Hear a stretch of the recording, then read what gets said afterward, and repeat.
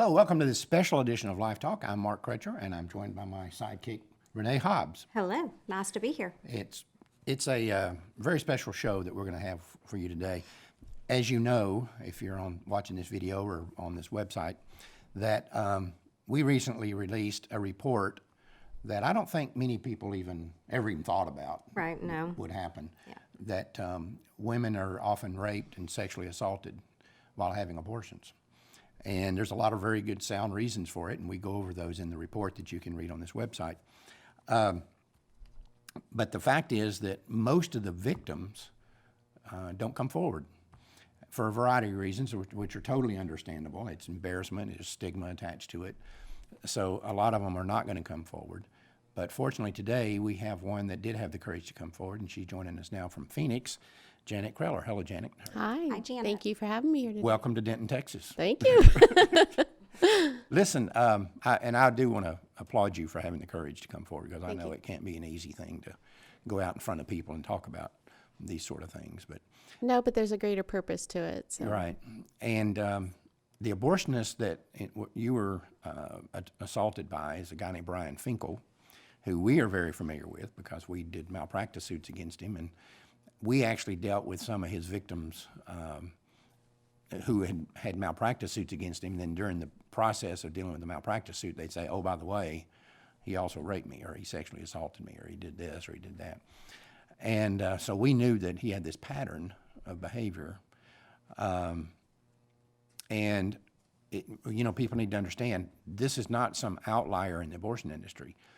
Over a 20-year period of time, Brian Finkel did 1 out of 5 of all the abortions done in the state of Arizona. Correct. So he was a big-time player. All the local pro-abortion groups were referring to him, and so he was the champion for women's rights, is one of the things he always said. And they would say, oh yeah, Dr. Finkel is wonderful, and all the while he's having sex with his patients, or right. sexually assaulting them. How did you wind up going to him, that particular abortion? I found him simply through an ad in the Yellow Pages. There was no internet available at the time. There was a big ad, and I equated the size of the ad to his, his, I don't want to say popularity, but, his importance in the valley and Right. and the respect that I assumed he garnered. And so I chose him simply based upon that. Well, I mean, if he was doing 20% of Yeah. all the abortions in Arizona, Right. he was a popular person, and he was able to Well have, known. yeah, Right. Yeah. Well, it stood out. Yeah. So it definitely grabbed your It attention. gave you and- comfort. Exactly. I'm dealing with It a did. big-time player here. Exactly. Right. We're going to talk about him. I had a lot of interaction with him over the years. Matter of fact, we were on a national television newscast one time together. And he is one of the most arrogant people I've ever encountered in my life. That's an understatement. Yeah, that is an understatement. But I want to make sure people understand as we go forward here, this guy's not an outlier. No. This is a typical abortionist, American abortionist right here. And one of the things that you see with these people, contrary to the public rhetoric that's put out there, I've never met one of these guys that I couldn't look at and say, this guy hates women. He does not like women, he doesn't respect women. He's got no use for them other than what they can provide him, either financially or sexually. That's the way he looks at them. Right. He's That's very what he- narcissistic. That's the way he looked at you when you walked in the door. Yes. And so I want to make sure that, because we're going to be talking about him a little bit later, but I want to make sure people understand this is not like, oh, the one bad actor now is in prison, so he can't cause any more harm. All the others are good. None of the others are good. Right. This is a very common scenario inside the abortion industry. Before we go further, can you just describe what happened to you when you went there, when you went to see Finkel? I presented for the procedure, and he took me, after filling out the paperwork, he took me back to his office to make sure that it was a procedure that I wanted to go ahead with. During that time, he was very arrogant and boisterous, and I was very intimidated, especially when he would move the side of his jacket over his coat jacket. He carried open carried. And He had a pistol on his hip. it was, and I'd seen, living in Arizona, I'd seen people walking around that way, but you don't expect to see your doctor Oh, no. standing at the end of you, showing that off. And Right. so I was very intimidated by it. And if I had had any reservations at that time of going forward with the procedure, I was afraid to change my mind at that point. Had you already paid? Yes. See, that's another thing. prepay. Yeah, that's another thing they do. And I have talked to women who said, I got real nervous, not just about Finkel, but just I started to change my mind, but I thought, I've already paid, I might as well just go forward. And sometimes they're told, well, you're not getting your money back. Right. Well, did you have the procedure that day then? Same day procedure. Same day, I'd never okay. been there before. So that was considered your counseling as talking to Finkel. Right. And that's a loose Right. term right there. There was no counseling whatsoever. It was yes or no. I gave him too much power. You know, I looked at him with Right. the degree that he had and the way that he presented, and he was well known and what I thought was apparently liked within the community. And who was I? Yeah. So this might be a little bit of a string question, but before you went to the clinic, did you have any reason at all to believe that this could happen, that this could? It go honestly never entered my mind Yeah. in a million years. Right. No, because you feel like you're going to somebody that's safe and reputable. Respectable, And, yeah. you know, educated, went to medical school. Well, got all these nobody in my licenses. family had gone to college. Here was a man before you who that, you Right. know. Oh, yeah. A lot of college. Why would he risk anything like that, you know? Now, to the degree that you feel comfortable, do you feel like telling us what happened when you were at the clinic? Yeah. When I went in and was prepped for the procedure, the assistant or nurse, I don't know what she was at the time, had left the room, and Finkel was the one to administer the IV. And in any other situation, hospital type of situation, you always have a nurse or somebody do that, and he did that himself. And he was sitting next to me a few moments. It was a twilight sleep that I was put under. But after he had administered the IV, he stood up and he pulled off his gloves. And he proceeded to walk down to the end of the table and presented between my legs at the end of the table.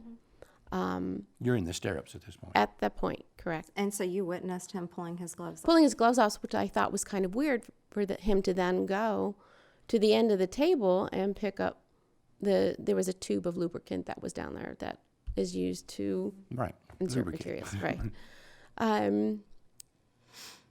At that time, he put some on the palm of his hand, and with a very flippant upward motion applied it. Whereas in most exams, let's say if you were at a gynecological yearly exam, they would just put a little bit on you and be very delicate about how it was being Very done. gentle. And he just, with a completely upward motion, put it on barehanded. And as I'm going under this twilight sleep here, I knew that was a very odd thing to do. But then he kept moving, placing his hand back there and moving his hand back and forth and massaging the area and simulating sex with his bare hand. I know that I'm talking at the time, telling him to stop that. This doesn't seem right. What are you doing? Mm-hmm. Because of the sleep that I was being put under, though, I couldn't articulate it as I wanted to. And so I felt myself slowly drifting off to sleep. At the same time saying, stop this, this isn't right. And that's all I remember until I woke up. So This is a scenario we've heard many times. many times, this exact scenario, you know. Do you think that he raped you? I know that with his hands, he simulated sex. Okay. Right. There was no denying that whatsoever. I don't want to, I could guess all that I wanted to, or I could, I don't want to make up a story. Yeah. I know what he was guilty of, and what he was guilty of is enough. Yeah. Could he have done something like that? Absolutely. Sure. I would have never known it. Right. I only know what I know. Yeah. Right. See, this is one of the things we bring up in the report, is unlike other physicians, any other physician out there, a lot of these women are under general anesthesia, and And we had a couple of cases there where the woman said, I was coming out of the general anesthesia and he was having sex with me. Right. So how many of them were under general anesthesia and never knew it? Yeah, Never knew. one victim woke up 3 different times, and He kept knocking her out. Yeah. Right. Well, and something to note on the anesthesia part is that I had been for different medical procedures, not gynecological, but under a twilight sleep, whether it be for dentistry or anything like that.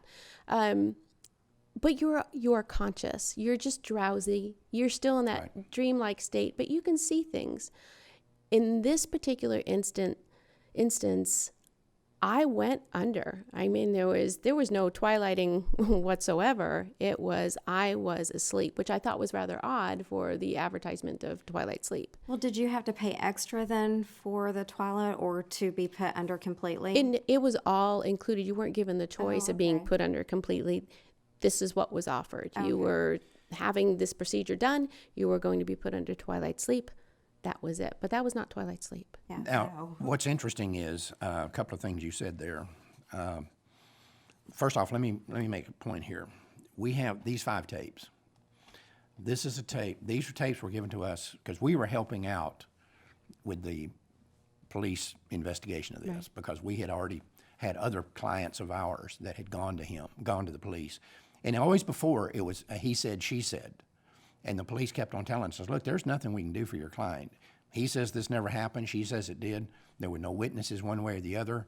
We can't prosecute this. Right. The difference was, in this case, some of his employees started coming forward. But anyway, we have tapes. These are 4 tapes, interviews with his employees in the police department, the police investigators, which I was astonished at the time that they gave them to us, but they did. Quite unusual. And this is an interview with Finkel himself. They're very revealing tapes. They very much are. And one of the things that Finkel says on this tape, he says, I was never in the room alone with any of these women. Not true. And he says, I never touched one of these women without my gloves on. No. And what you're saying is, not only did he have gloves on, he took them off. Yeah, he was by my waist as he's standing up. And at the time, I was in dentistry. I know the procedure of pulling off gloves. I know the sound that it makes. And out of the corner of my eye, I saw him stand up, pull one, fold it into the other one, and he tossed it. I don't know where it went, but immediately went down to the end of the table. Yeah. There was a nurse that had worked with him for 14 years. On one of these tapes. On one of the tapes. And she covered for him. She knew exactly what he was doing and covered for him every single time. As a matter of fact, the reason why she left is because she said that she had it. She's not covering for him anymore. And so he told her to leave. She told him, I'm not going to cover for you anymore. And that's when he fired her. Yeah, he fired her. But the situation is, the problem is that not only did she know what was going on, some of the other assistants knew what was going on. So while you're sitting in this waiting room, waiting to have this procedure, they knew what was going to happen, especially to attractive women. Finkel had a thing with attractive women, and he sexually abused or raped them every single time, and it happened sometimes even multiple times a day. And so now looking back, did they give you a look like something could happen to her? Did they act odd? I honestly don't remember a look or anything. I just remember that there was very minimal interaction with them. In retrospect, was it, simply they weren't allowed to, or, in going afraid to, I know that, way back then, if I was 110 pounds,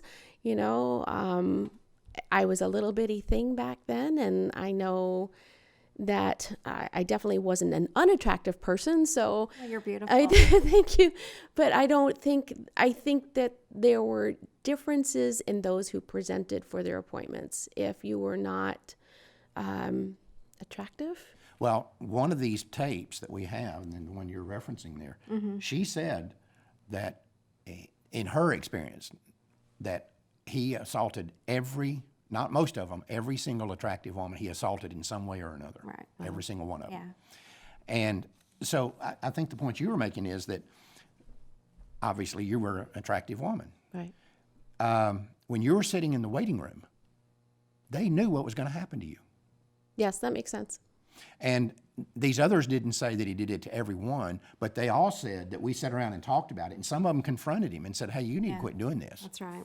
And, you shouldn't be playing around with these women like you're doing or having sex with them or whatever while they're under, or whatever it might be. They're on these tapes saying that we talked about this, so they all knew it. And the thing, I mean, obviously I'm not female, but I would like to think that other women would be sensitive to this. But they looked out on that waiting room and they saw you and they said, hey, she's cute. He's going to do her. And not only did they not say anything, they led you back. Correct. But you know what, though? They were probably just as intimidated as the patients that came in. I agree. Because of the gun that he had on his hip and I agree. the arrogance and the cockiness, Right. that he... Right. I felt that being in there, that knowing how I felt in general about doctors and those who I perceived had a greater education than I did, I didn't have a whole lot of self-worth at that time, too. So I let people who I perceived to be smarter than me dictate my power. Right. But, as far as surgeries and not going back go, I've had surgeries where you could have a friend step in with you, a parent or anybody.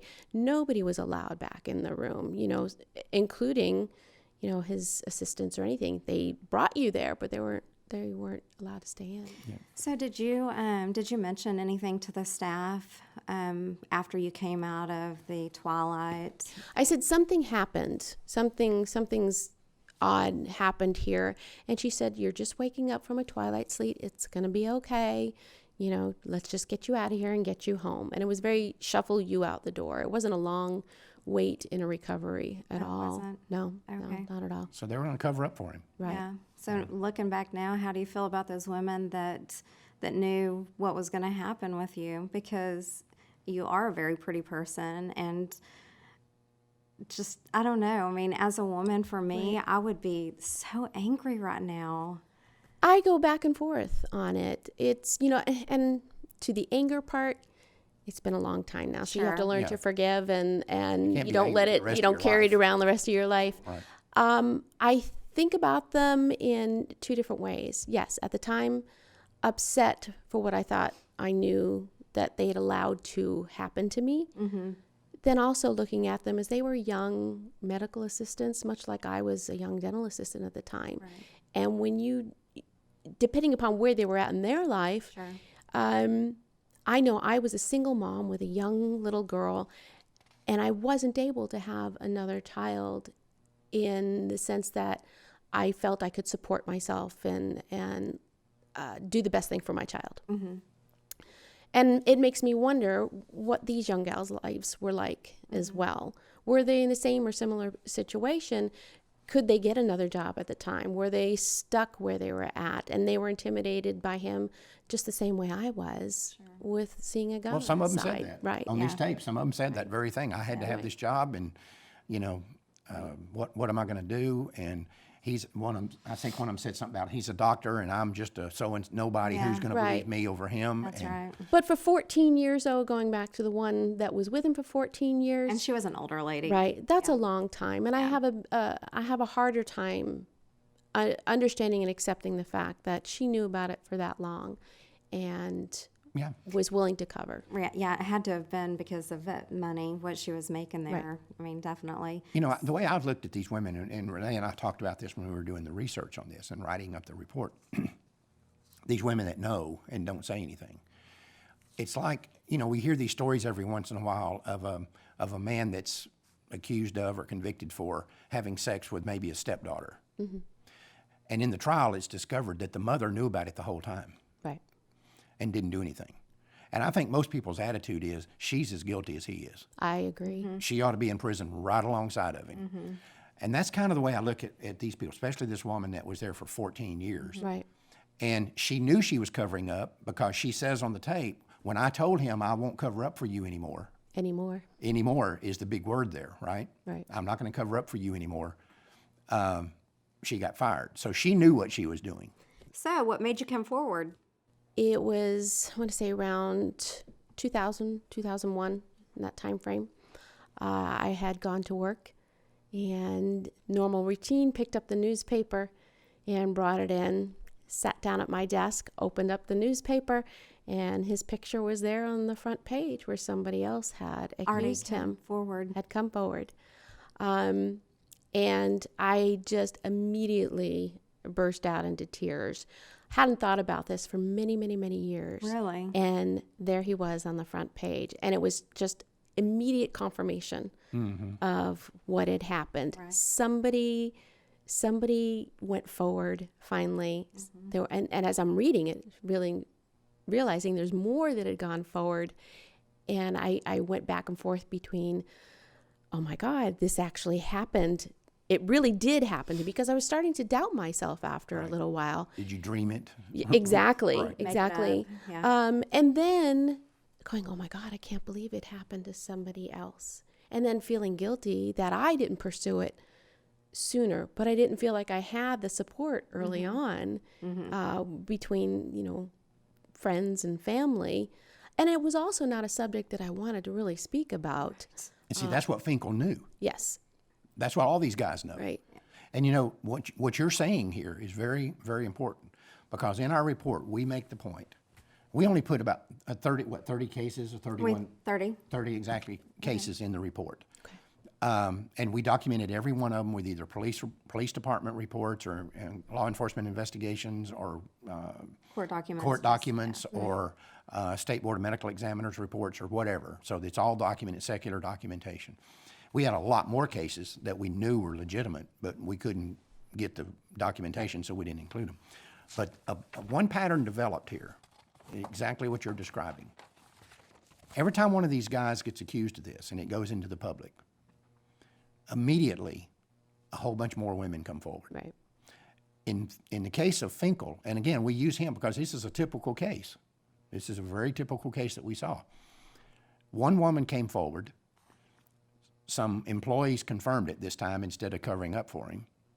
And so he gets indicted. That gets made into the public. Within just a few days, 106 more women came forward. Right. You were one of the 106. Yes. 106 more women came forward. And the woman that was there at the sex crimes unit of the Phoenix Police Department said, yeah, we've got 106 more women victims come forward. And she says, our investigators know that that's just the tip of the iceberg. Right. She said, our estimates are that he's assaulted at least 1,000 women. I would agree with that. He had been in the business for far too long for there to only be 106. Yeah.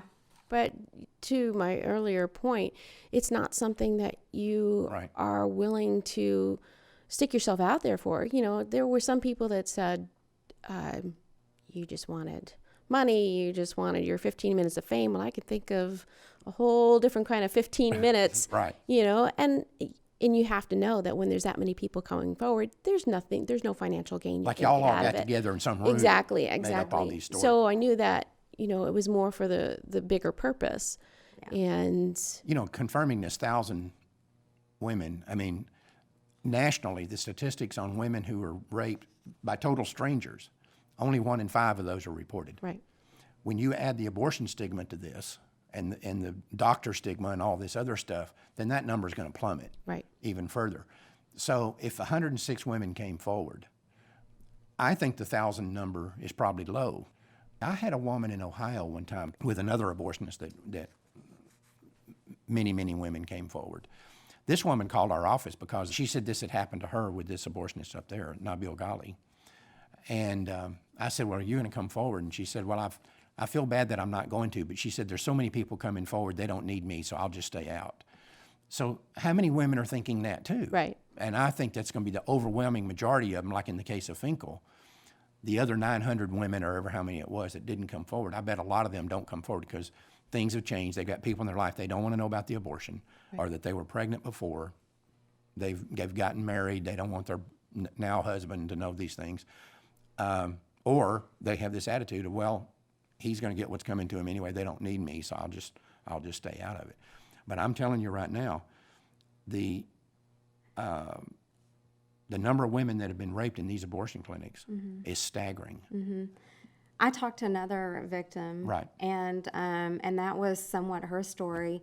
She was in Michigan, right? Yeah, she was in Michigan, and she talked to me, and another pro-life activist had been trying to get in touch with her, and she wouldn't talk to her at all. But I was able to talk to her. She asked me to call her back that evening because she was at work, but she wouldn't answer her phone. She dodged me altogether. But that's what she said, though, when I was able to talk to her, is that, she's married now, she's moved on with her life, she doesn't want people to know what's going on or what had happened, and it was just a really bad, dark time in her life at that time.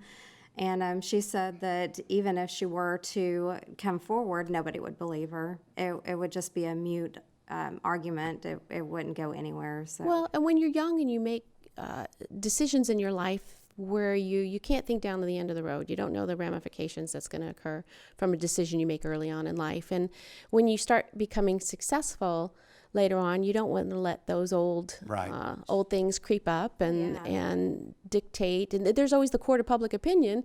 And no matter what you do and how successful you are and how good you become, once you let that secret out, you can't take it back anymore. Yeah, you don't want to dig up that skeleton. Right. Just leave it. Let it lie. And, I talked to, I remember another victim of Finkel's that we talked to years ago, and we had tried to get the Phoenix police to do something about it, the Maricopa County Sheriff's Department.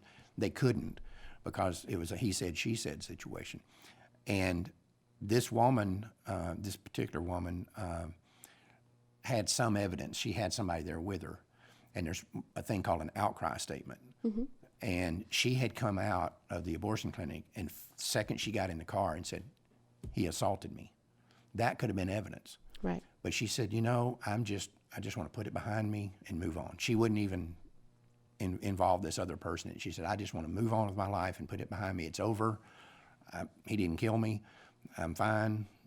And that was very similar to me. When I had left, I had shared it with whom had come with me to the procedure, and I said, I think this happened. This is what's right. I saw, and from a professional to professional person standpoint, I felt there was also something within the community that they kind of backed each other up. And if I was telling another professional that I felt this professional had done this to me, I was told, you probably imagined it. Don't even go there. Just going to take you home. You're going to go to sleep.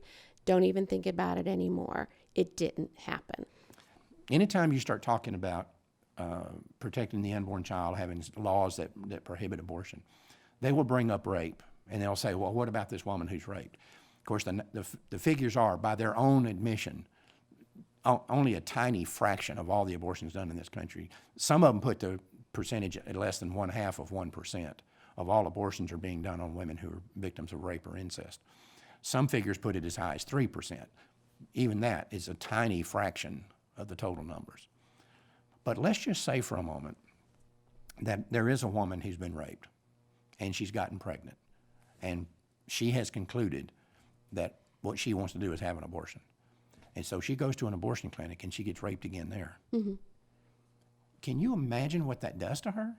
When it happens again, you start believing that you deserve the behavior that's been, presented to you, and you won't go forward again after that. Yeah. Do you think the situation that you went through, back when you did, does it still impact you today at all? It impacts me in a positive way, though. And what I did was changed how I viewed myself. At the time, I viewed myself as a victim. And going through the trial, you're talked or spoken to as a victim. Mm-hmm. And what I've since realized is I was a target. And by changing that verbiage and realizing that I was a target for a moment, but I'm not going to let the term victim dictate what I do for the rest of my life. Right. So if I stay victim, I'm going to not speak about it. I'm going to hide from it, and it's not going to benefit anybody going forward. But looking at it as a target, I can now say that you did this to me once. Mm-hmm. It's never going to happen again. Right. You're sitting behind bars. Yes. I'm not, And I have the power to talk about it and educate others about what happened and help them make more informed decisions going forward. We talked about how arrogant and smug Finkel is, Yes. typical abortionist. Did you say anything to him at the trial? Oh, no, not at all. I looked at him. I would not let him stare me down, or I wouldn't look away if he looked at me. And he did choose to look at everybody in there. When you were on the stand, he would look directly at you. And when I've been in situations, confrontational situations before with anybody, when somebody stares at you, you just kind of look away a little bit and just feel a little bit more intimidated. Yeah. That's what he's wanting. Right. I just looked right back at him. Yeah. I wasn't, if that's the only power I had at the moment, that's what I was going to do. Were you able to say anything to him at the trial? I did not say anything Okay. to him. Okay, but other victims? Other, yes. Oh, okay. Talking about the issue of they interview you to find out how vulnerable you are, basically. The guy, I'm not talking about every one of them, I'm talking about all the ones that sexually assault their patients. They want to know, what risk am I facing? Right. You know, I'll bet you if you had gone in there and said, he said, you know, why are you here? Well, my husband wants me to have this abortion, and he's waiting out in the waiting room. Nothing would have happened to you. Right. You know, but he found out you were alone, and he finds this out about all of them. Right after I started talking about this in 1996, I had a woman call me who was a nurse at an abortion clinic. And she said, I have read your book, and I've read that chapter. I called it The Can Hunt. I said, I've read your book, and I've read that chapter. And she said, I was always suspicious of the guy that I worked for, but now I'm suspicious about myself and whether I was setting these women up. Interesting. She said, I came in one day, and the intake form that we use to interview new clients with or have them fill out had been changed. And he said, throw away all the old ones and use this new one. And I'm looking at it, and I'm thinking, there's almost no difference. Why? We just bought these old ones. Why throw them away? Let's just use them up, and then Right. doesn't make financial sense just to put them in the dumpster. So I argued with him about it, and he got mad at me and said, just do what I told you, throw the things away and start using the new one. She said, so I went line by line and looked what the difference was. And there was one box that was put on there on that form. And it said, if you are a minor, do your parents know you're having this abortion? And this was before her state had a parental notification law. It said, do your parents know you're having this abortion, yes or no? If you're married, does your husband know you're having this abortion, yes or no? And she said, I thought this is not a medical question, so I thought it was kind of weird. And she said, but he got mad when I questioned him about it, so I just went along with it. And she said, I'm an older woman, and I always kind of befriended these girls and kind of be their grandma or whatever and counsel with them. And she said, I'd develop a rapport with them. And she said, then I'd notice a lot of times that after the abortion procedure, they were real short with me, just leave me alone, I just want to get out of here, don't touch me, don't, Right. you know. And she said, I'm thinking, well, it's just a post-operative, they're concerned, maybe they wish they hadn't done this, so they're lashing out at me because I'm the person there. She said, now I'm beginning to wonder if they're thinking I set them up. That makes sense. And she said, and I'm beginning to wonder, did I set them up? Right. When I check that box, the patient says, I'm 14 years old, my parents can't find out where I am. Don't call my house. I'm not even going to give you my real phone number, my real address. My parents must never find out about this. I check that box. Right. He can do anything he wants to that girl. She's not telling anybody. And, you know, the analogy that I've often drawn about this was that these women basically are setting targets. And they're somewhat like the guy, the married man, who goes to a prostitute. If she robs him, he's not telling anybody. That's true. Not at all. He can't afford to tell anybody because he can't afford to have anybody know where he was at Exactly. and what he was doing. For a very high percentage of women that have abortions, one of the points we make in the report is the motivation for the abortion is secrecy. And the minute that, and every abortionist in this country knows that. Right. And the minute that these guys get into this idea that they can sexually abuse these women or have sex with them while they're out or whatever, and they figure out, hey, most of them can't tell anybody where they are. Right. I don't have to worry about this. I don't have. Finkel is the exception because finally some of his employees wouldn't cover up for him anymore. The other thing is that's different about Finkel is his turnover rate wasn't as high as the average abortionist. Most of these places, if you go to work there, 90 days later, if you're still there, you're the senior employee. Right. So they don't have to worry that these guys are going to see this pattern develop because they're not going to be around that long. Exactly. The situation with Finkel was a little bit different. His employees were there for one of them for 14 years, and they did cover it up. And one of them finally said, "We can't do this anymore. I'm done covering it up." And the other ones went along. I suspect she was the ringleader. She went to the other ones and said, "I'm not going to cover up for him anymore. If y'all want to cover up," and they're probably saying, "We didn't want to cover up to begin with. We've confronted him already." That's when the whole thing fell apart. Yeah, probably. She didn't want to be led down a road of liability. Anyway, Personal liability. is there anything else that you would like to add to this? We've pretty much exhausted our question, or I guess I have. You got anything else? No, You know what? Don't be quiet about it afterwards. Let somebody know what happened. Be very vocal. Right.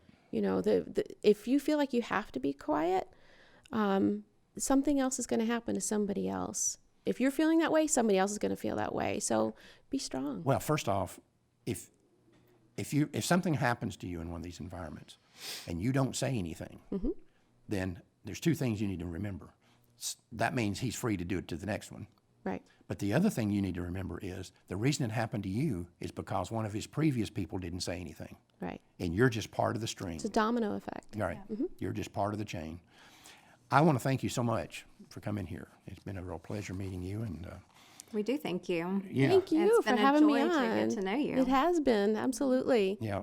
And so we want to thank you for coming, and hope that you felt like you got to say what you wanted to say. And, I did. And get the word out here and the message out that like you say, you don't have to be a victim. This is your story, and this is what Our happens. argument would be you don't need to be there to begin with, but if you are there, you don't have to be. I don't want described. anybody to be a victim. They Right. were a target, and they have power. Right, exactly. Thanks for joining us. Thank you. Thank you.